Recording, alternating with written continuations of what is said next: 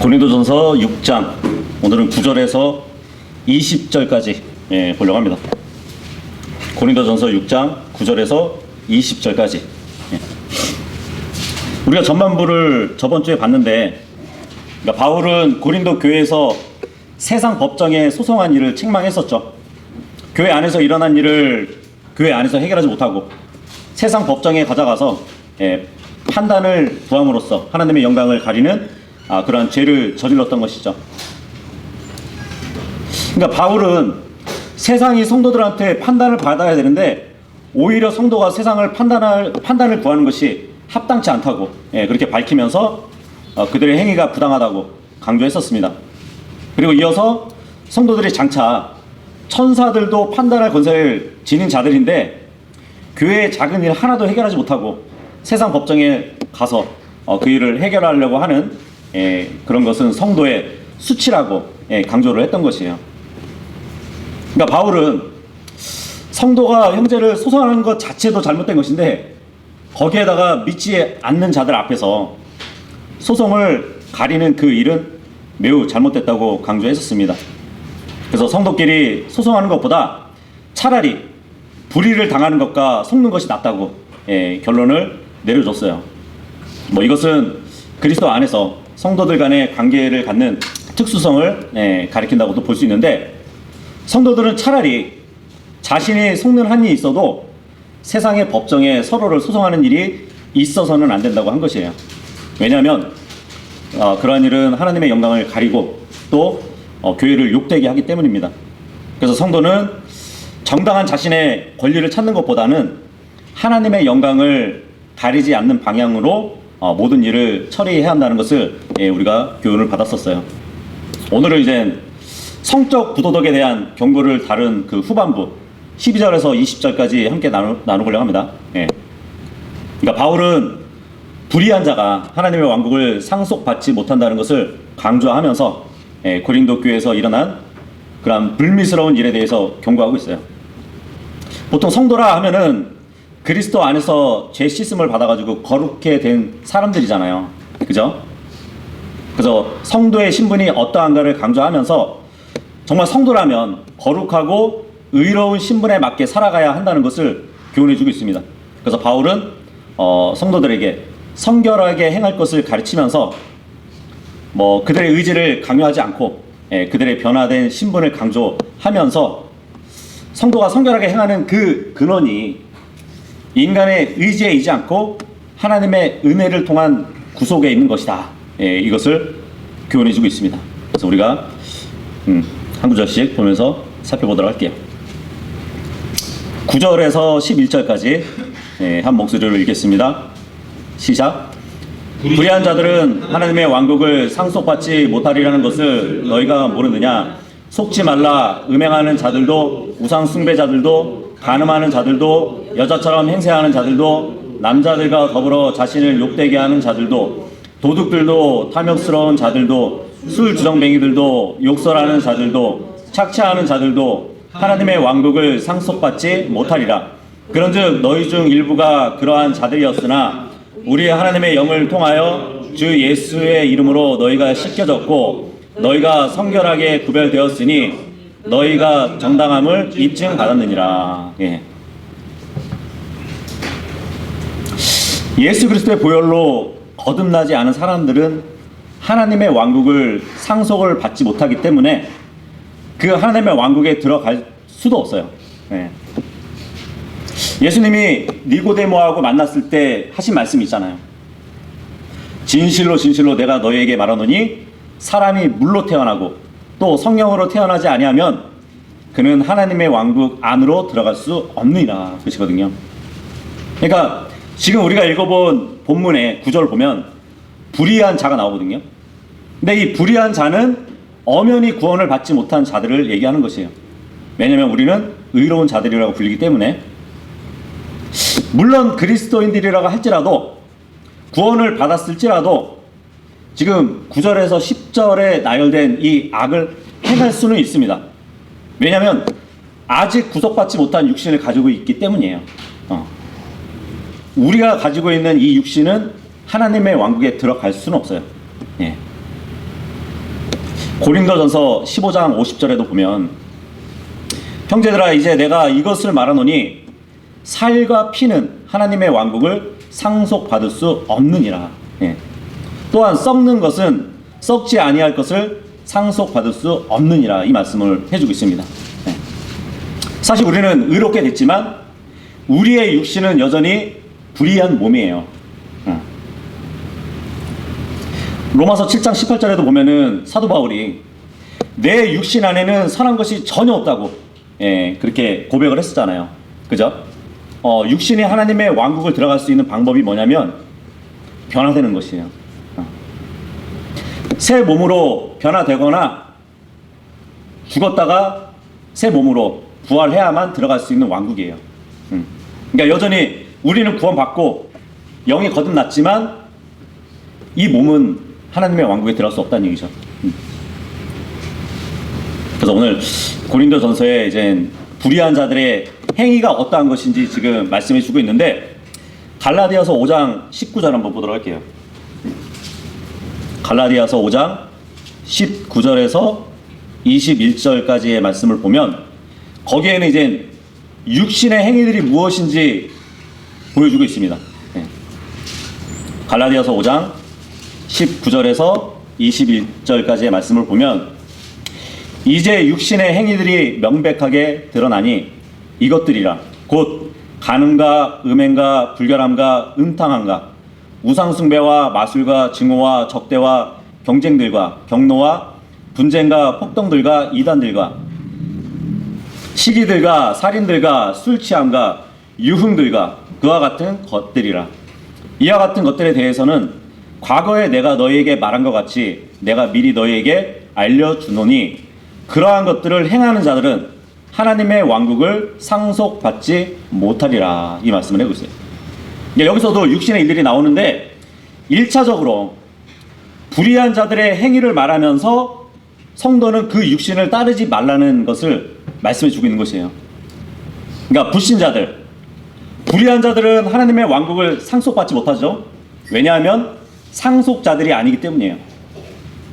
근데 우리 성도들은 하나님의 왕국의 상속자들이잖아요. 그죠? 야고보서 2장 5절에도 보면 나의 사랑받는 형제들아 경청하라. 하나님께서 이 세상의 가난한 자들을 믿음 안에서 부유한 자들로 선택하시고 그분께서 자신을 사랑하는 자들에게 약속하신 왕국의 상속자들로 선택하신 것이 아니냐 그래요. 왕국의 상속자들이 하나님의 왕국을 상속받지 못한다 그러면 말이 되지 않죠. 그죠? 다만 육신의 행위들 그리고 악한 일을 행하면 비록 하나님의 왕국 안에 있는 성도라 할지라도 그 왕국에서 누리지 못하는 것이에요. 현재 우리는 하나님의 왕국에서 영적인 기쁨을 누리면서 살아가잖아요. 그죠?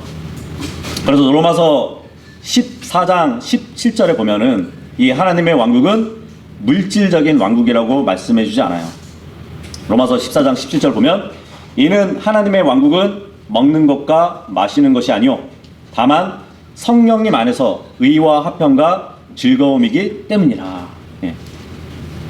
그러니까 만약에 거듭나고 구원받은 우리 성도라 할지라도 육신의 행위나 범법을 행한다면 성령님을 비통하게 하는 일이라고 말씀도 해 주시지만 스스로가 성령님 안에서 의와 화평과 즐거움을 누릴 수 없게 돼요.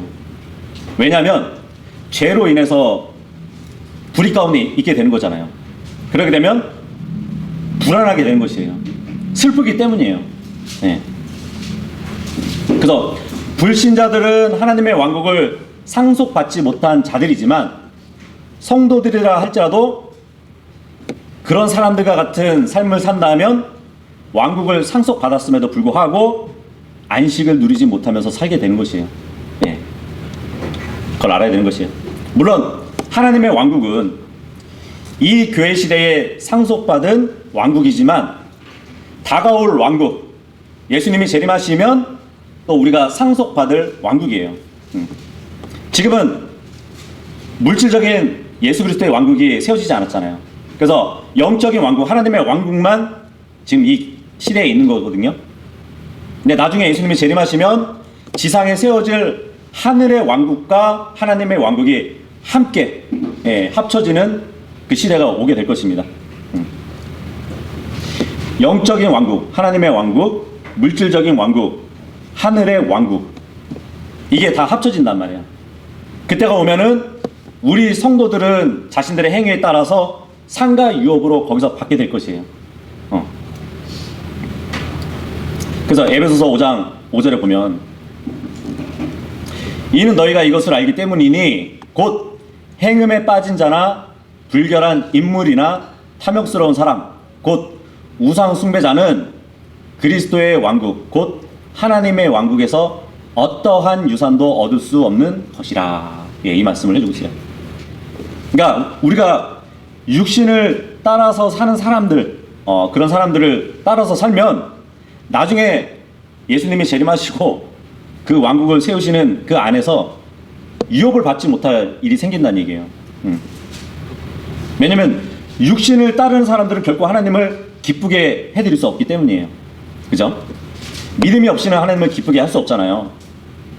그래서 구원받고 성도들이라 할지라도 이 세상에서 육신적으로 불의한 자들처럼 살게 된다면 나중에 천년왕국에 가서 우리가 유업으로 받을 것은 땅이거든요.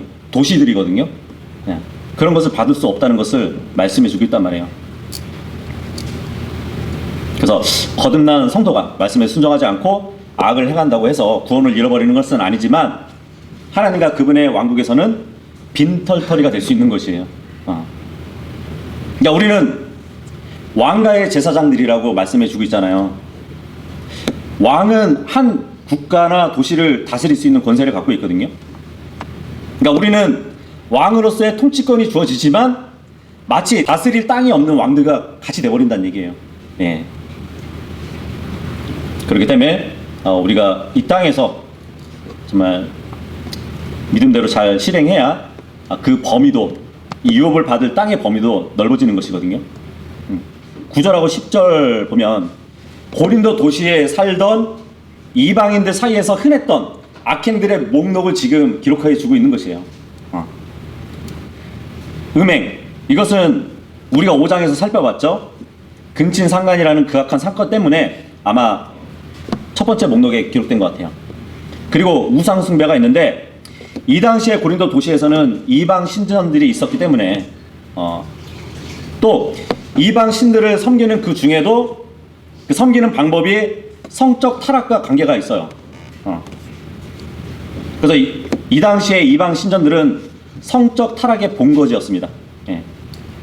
그래서 그 당시에 고린도보다 더 타락하고 성적인 유혹이 심하고 막 악했던 도시가 없었어요. 그리고 유명한 이제 신은 비너스였거든요. 아프로디데. 예, 이 신을 숭배하면서 그 도시의 종교 자체가 종교라는 이름으로 음행을 하고 있었기 때문이에요. 특히 이제 간음이 나오죠. 간음. 특별히 결혼의 신성함을 파괴하는 성적 타락을 지칭하는 것이에요. 그리고 남자들과 더불어 자신을 욕되게 하는 자들 이렇게 나오는데, 그러니까 남색자들을 얘기하죠. 동성애자들을 가리킨다면 특히 여자처럼 행세하는 자들이 또 있죠. 예. 그렇게 보면 여자처럼 행세하는 자들은 남자들과 더불어서 관계를 가질 때 수동적 위치에 있는 상대자를 얘기하는 것이에요. 남자와 남자가 동성애를 갖는데 거기에서 능동적인 편이 아니라 수동적에 있는 상대자를 얘기하는 것이에요. 그리고 지금 9절하고 10절에 이 죄악들이 딱 나열되어 있는데 10절에 기록된 죄악들하고 지금 9절하고는 약간의 차이가 있어요. 보통 앞 9절은 주로 자기의 몸을 더럽히는 그 특성을 가지고 있다면 10절의 죄들은 이웃에게 피해를 입히는 종류의 행악들을 기록하고 있습니다. 그죠? 뭐 도둑들 하면은 전문적인 어떤 강도들을 얘기하는 것이 아니라 좀도둑을 의미할 수도 있고요. 그리고 여기서 탐욕스러운 자들은 자기 욕심에 의해서 이웃의 것을 탐하는 자들을 말할 것이고요. 그리고 술 주정뱅이들은 술로 인해서 자신뿐만 아니라 이웃들에게도 해를 끼치는 자들을 의미합니다. 뭐 술을 먹어도 취하지 않거나 술을 많이 먹는 사람들을 뭐 술고래라고 부르잖아요. 아니면 뭐 술을 자주 먹고 즐기는 사람은 애주가라고 이렇게 부르기도 한단 말이에요. 근데 술 주정뱅이는 술을 먹고 취해가지고 주정을 부리는 사람을 낮잡아 부르는 말인데, 그런 자들을 또 얘기해주고, 또 욕설하는 자들은 남의 인격을 막 무시하고 모욕적인 말을 하거나 또 남을 저주하는 거칠고 서스럼 없이 말하는 그러한 사람들을 말해주고 있습니다. 그리고 착취하는 자들은 가능한 모든 방법을 막 동원해서라도 남의 재산을 강탈하려고 하는 그러한 자를 말하겠죠. 그래서 바울은 이러한 악을 행하는 자들 역시 하나님의 왕국으로부터 제외되었다고 그렇게 강조하고 있어요. 근데 고린도 교회 성도들은 이러한 죄악의 생활에서 회복이 되었는데 다시 돌아가려고 하는 그런 유혹을 받고 있었다는 것이에요. 여기 11절 보니까 육신적인 고린도 교회 성도들 가운데서도 구원받기 전에는 그런 일을 행했던 사람들이 일부 있었대요. 그죠? 어찌 보면은 우리들도 한때는 그랬던 사람들일 수 있어요. 그죠?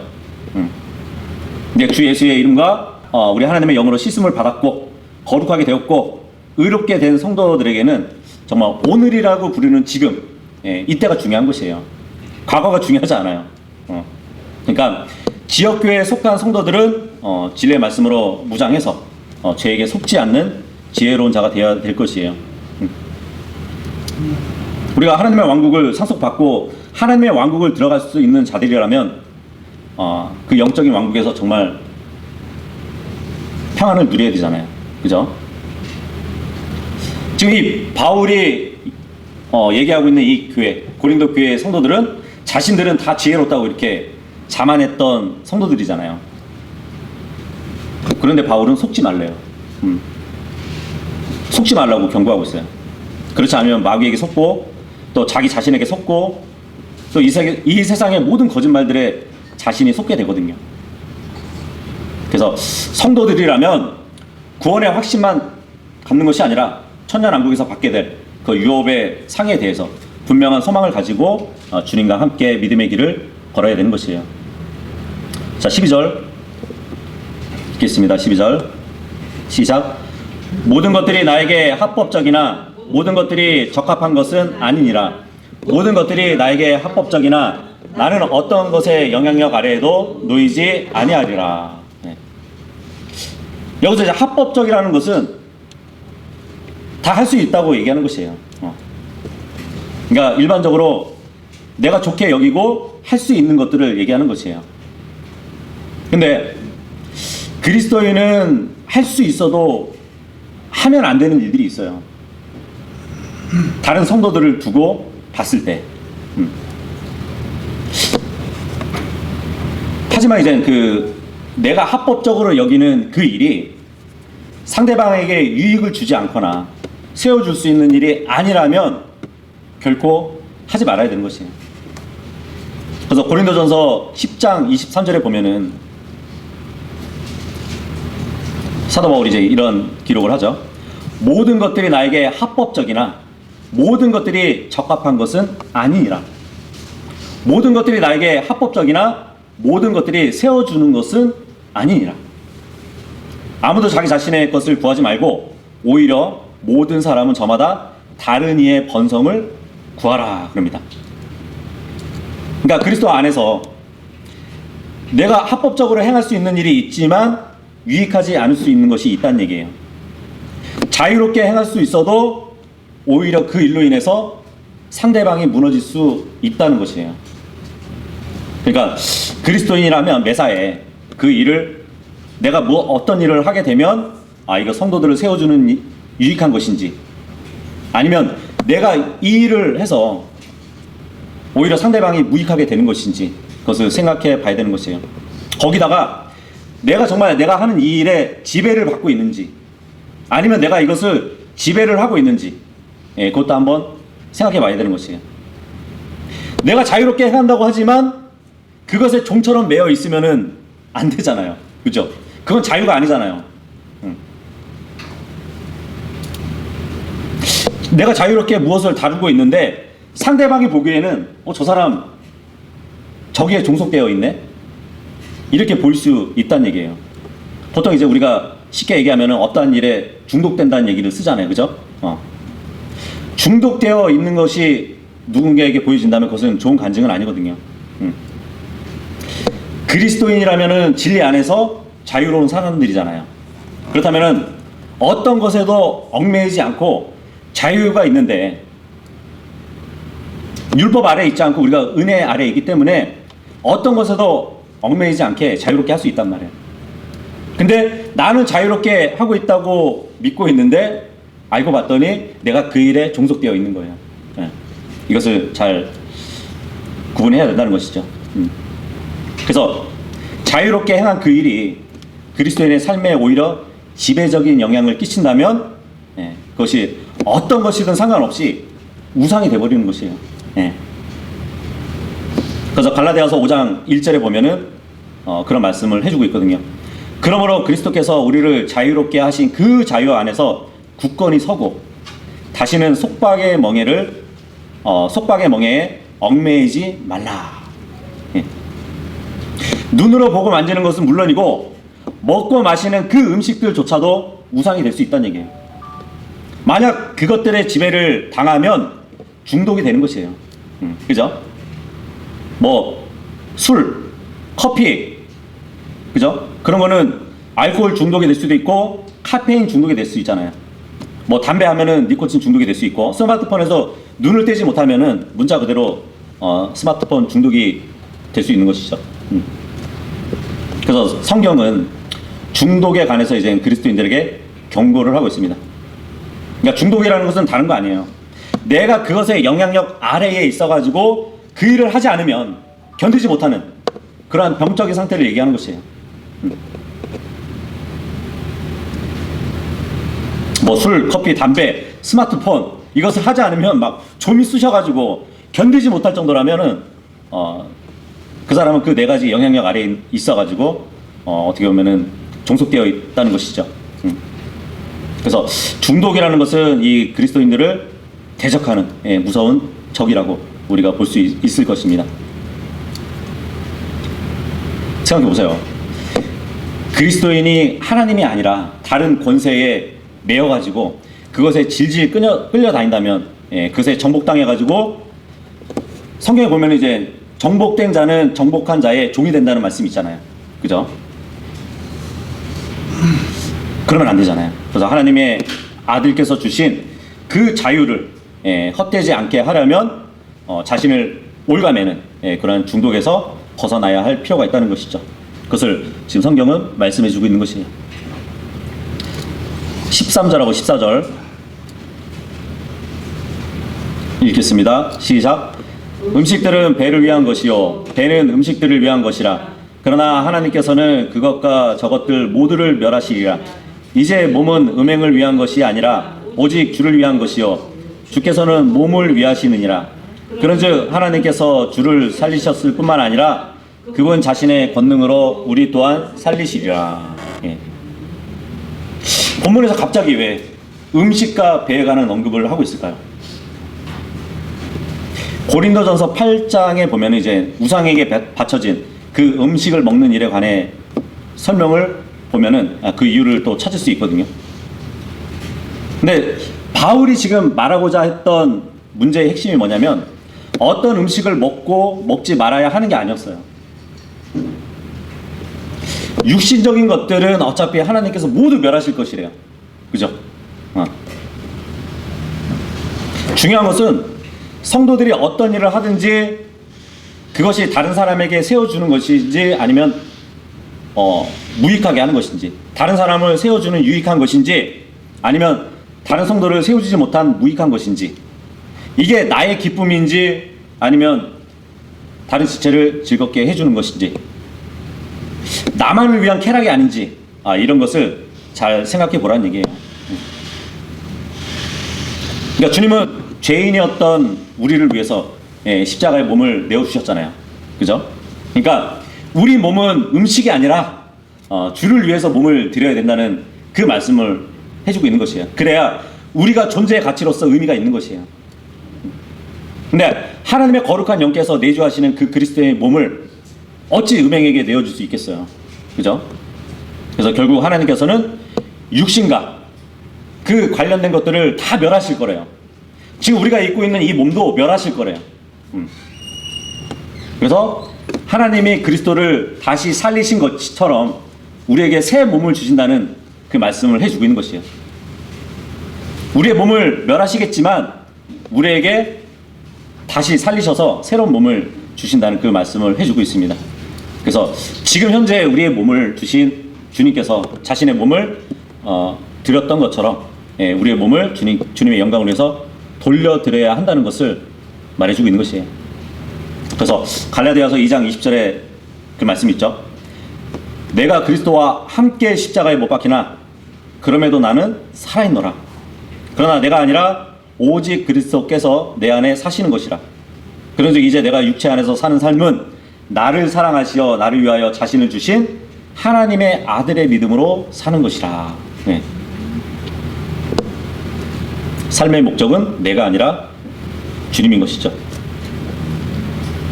15절에서 18절까지 읽겠습니다. 시작.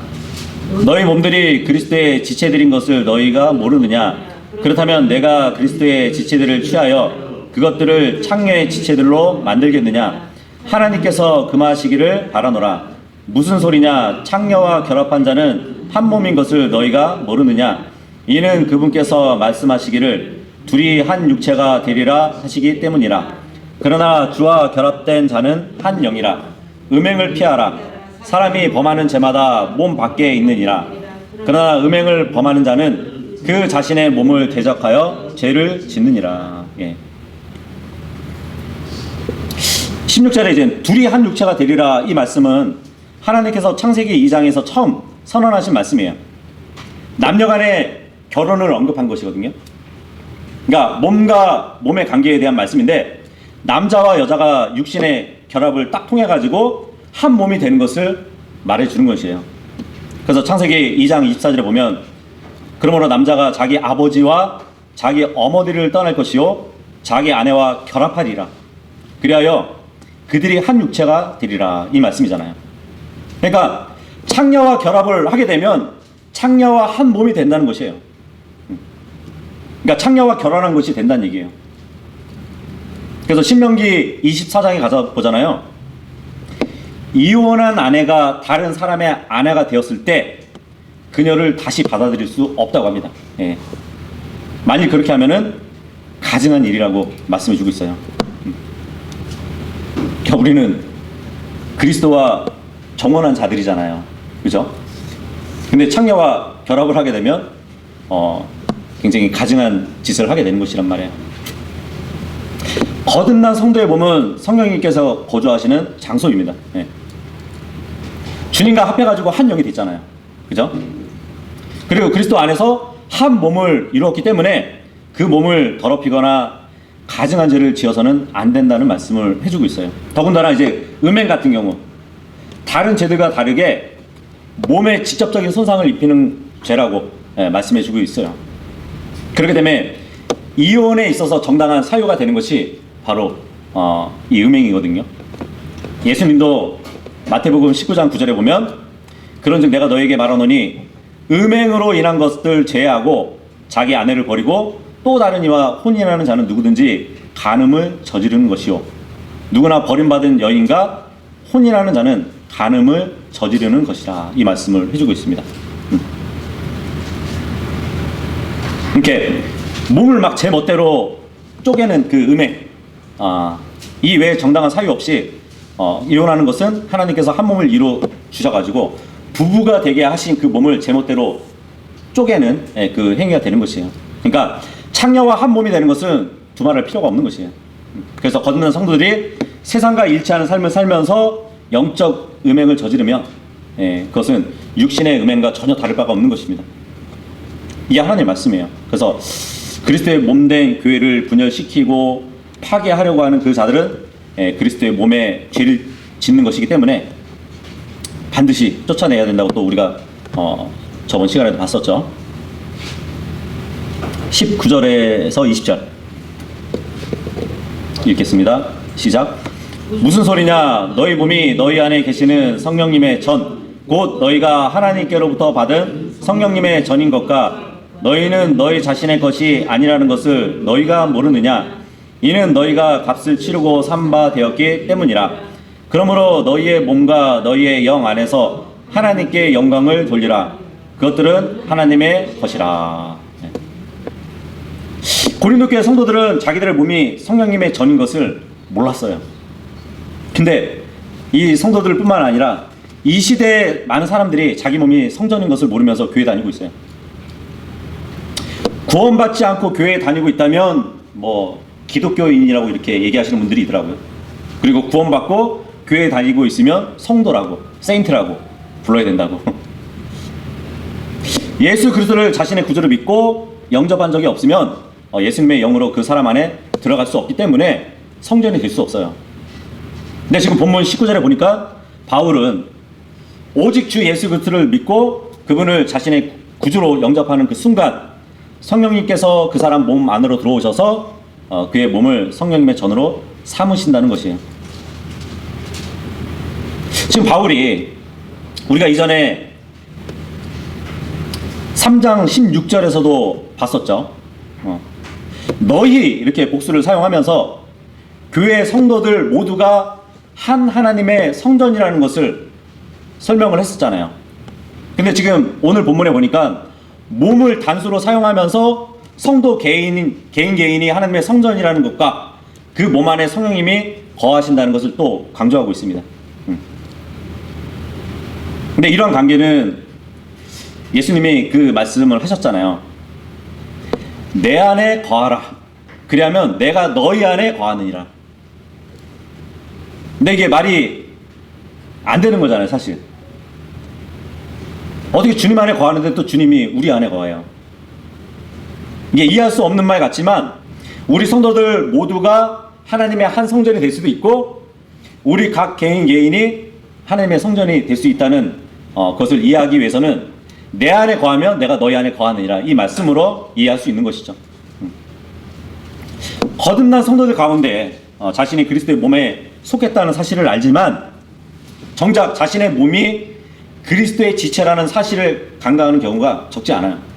그래서 다수의 구원받은 성도들이라 할지라도 자기 몸을 막 함부로 사용하고 심지어 음행을 통해서 창녀의 지체로 만드는 그러한 악행을 저지르고 있다고 말씀하고 있습니다.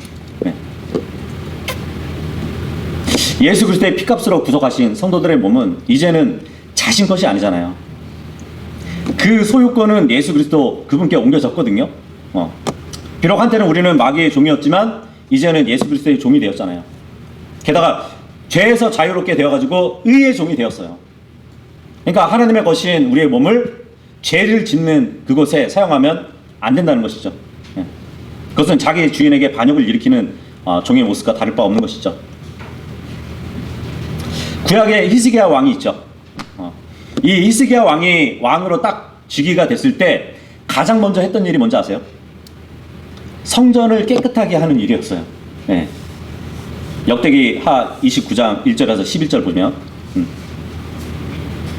성전을 깨끗게 하지 않는다면 거룩하신 하나님의 임재를 기대할 수 없었기 때문에 성전을 깨끗게 한 일이 있었단 말이에요. 마찬가지로 우리 몸이 성전이라면 무엇이 이 성전을 깨끗하게 할 수 있을까요? 예수님의 보혈로 깨끗하게 할 수 있겠죠. 그리고 말씀의 물로 우리를 깨끗하게 할 수 있겠죠. 로마서 6장 19절에 보면 너의 육신의 연약함 때문에 내가 사람들의 방식을 따라 말하노라. 이는 너희가 너희의 지체들을 종들로 불결함에 내어주고 죄악에도 내어주어 죄악에 이른 것과 같기 때문이니 이제는 바로 의의 너의 지체들을 종들로 내어주어 이처럼 거룩함에 이르라 이 말씀을 하고 있습니다. 예전에 불결함에 내어주고 죄악에 내어주었다면 이제는 의로운 주님께 지체들로 종들로 내어주라고. 왜냐면 소유권이 바뀌었기 때문에. 그죠? 오죽하면은 너희가 구원받기 이전에 행했던 그것으로 만족하라고 그러잖아요, 죄악들은. 그래서 우리가 하나님을 영화롭게 하는 그런 삶을 살아야 되는 것인데, 이 10절에 보면 참 하나님은 인류를 높게 평가하십니다. 그 이유가 뭐냐면 하나님은 인간의 구속을 위해서 무한한 값을 치르셨다는 그 사실로 입증이 되는 것이에요. 예수님은 죄인 한 명을 위해서라도 아마 지상에 오셔가지고 자신의 생명을 내어주셨을 것이에요. 그죠?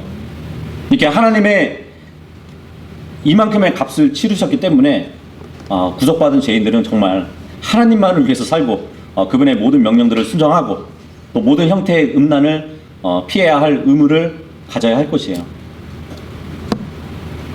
그 민법에 보면 민법 제 211조에 보면은 소유권에 관한 규정을 볼 수 있거든요.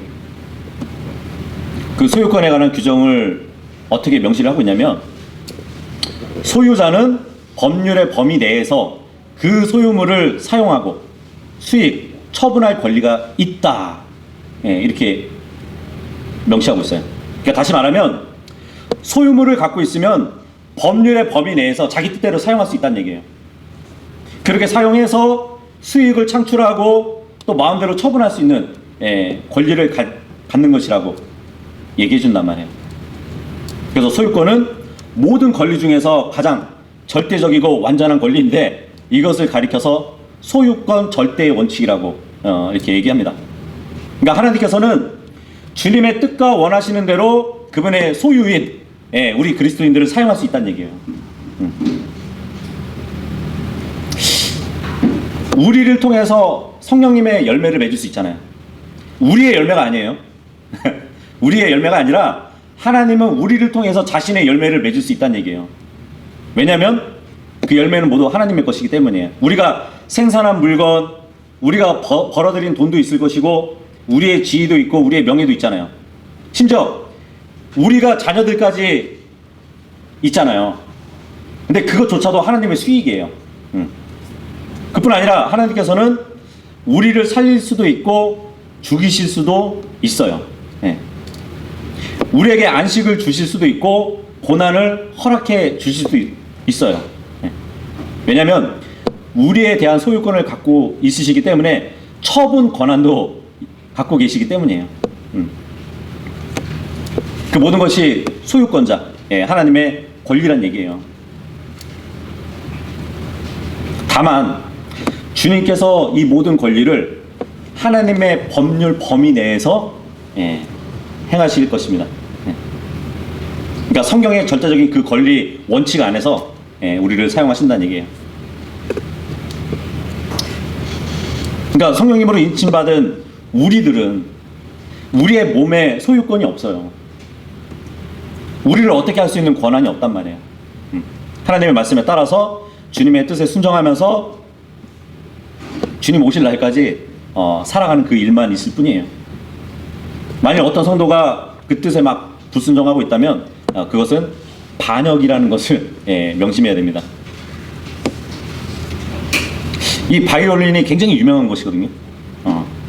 이 바이올린 이름이 스트라디바리우스, 유명한 건데, 세계적인 바이올리니스트가 누구냐면 이제 비발디란 말이에요. 이 비발디가 이 명품의 악기 스트라디바리우스로 연주한다고 이렇게 막 광고를 내면서 청중들이 모인 적이 있었어요. 음악회를 열었었어요. 그래가지고 바이올린을 탁 키는데 청중들이 다 넋을 잃은 거예요. 너무 이제 선율이 아름답고 하니까 완전히 도취가 된 거예요. 그래서 이제 사람들이 그런 얘기를 해요. 역시 악기가 좋으니까 저런 소리가 나는 것이라고. 청중들이 다 막 그렇게 얘기를 하는 것이에요. 근데 연주가 다 끝나고 나서 이 비발디가 바이올린을 탁 높이 쳐 들고 힘껏 내리쳐요. 바닥에 깨버려요. 바이올린을. 산산조각이 낫겠죠. 근데 청중들이 막 놀란 거예요. 그것을 보고. 그러니까 옆에 있는 사회자가 그런 말을 합니다. 놀라지 마시라고. 저것은 스트라디바리우스가 아니라고. 그냥 일반 바이올린이라고 그렇게 얘기를 하는 거예요. 그냥 싸구려 바이올린이라고. 이 비발디 선생님은 여러분에게 참된 음악은 악기에 있는 것이 아니라 누가 그 악기를 들고 있느냐가 중요하다는 것을 여러분들에게 알려주려고 지금 보여주시는 거다. 예. 많은 악기들이 있지만 그 악기가 누구의 손에 들려지는가에 따라서 연주의 품격이 달라지는 것이라고 그렇게 설명을 했다는 것이에요. 그러니까 뭐 성도들도 이렇게 다 가지각색이잖아요, 그죠? 하지만 누구의 소유권에 있느냐에 따라서 그 사람을 귀하게 이렇게 주님이 사용할 수 있다는 것이에요. 그리고 이제 이런 보석 본 적 없죠? 비싸서. 이 보석이 이제 오팔이라는 보석이거든요. 오팔. 근데 이게 그냥 두면은 뭐 광택이나 빛이 나지 않아요. 근데 누군가가 손에 꽉 쥐고 있잖아요. 그러면 눈부신 막 무지갯빛 광채를 내뿜는다 그래. 신기하죠? 그래서 이것을 교감의 보석이라고 불려지거든요. 성도가 주님의 손에 딱 붙들려 있는가가 중요한 것이에요. 우리는 볼품없는 돌들이지만 주님께 내어 드려져 가지고 주님께서 역사하시게 되면 이 볼품없는 육신도 주님의 영광을 노래하는데 큰 도구로 쓰임받을 수 있는 것이에요. 그러니까 헌신하지 않으면 아무런 영적 광채가 나지 않지만 자신을 주님의 손에 꼭 쥐어주도록 내어드린다면 비로소 주님의 영광의 광채를 바라는 영적 보석이 될 수 있다는 것이에요. 그래서 주님께 자신을 내어드리기를 주저하지 말고 기꺼이 드려질 수 있는 모두가 될 수 있기를 바라겠습니다. 그래서 헌신이라는 것은 성도로서 이 세상에서 할 수 있는 가장 가치 있는 인생의 설계라고 우리가 알아야 되는 것이에요. 그래서 어제까지는 주님을 위해서 내가 이만큼 드려졌다면 앞으로는 더 나를 주님께 드려져서 주님의 영광의 광채를 발산하는 모두가 될 수 있기를 바라겠습니다.